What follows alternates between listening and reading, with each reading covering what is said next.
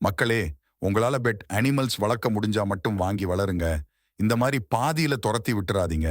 ஆமா, யாரோ ஒரு பாசக்காரன் இந்த பொமரேனியன் நாய்க்குட்டிய 2 வருஷம் வளர்த்துட்டு என்ன காரணமோ தெரியல துரத்தி விட்டுட்டாங்க போல. பாவம், இப்போ தெருவில் அலையிறான். இவன் வேற அழகா வெள்ளையா இருக்கானா? மற்ற நாய்களோட வித்தியாசமா தெரியறான். அதனால ரோட்டுல பெரிய பெரிய நாட்டு நாய்கள் கடிச்சு வயித்துல ஓட்டையே போட்டுருச்சு.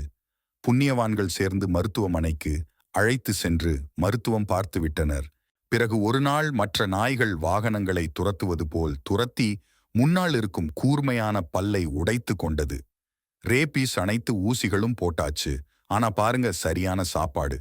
தூங்க இடமில்லாமல் தவிக்கிறது. வீட்டில் வளர்ந்தது அல்லவா? பகலெல்லாம் மற்ற நாய்களோடு வெளியே சுற்றுவதால் யாரும் காம்பவுண்ட்குள்ளே விட முடியவில்லை. அதன் மீது வாடை வருகிறது. அதை ஒரு புண்ணியவான் வாரம் ஒரு முறை குளிக்க வைக்கிறார்.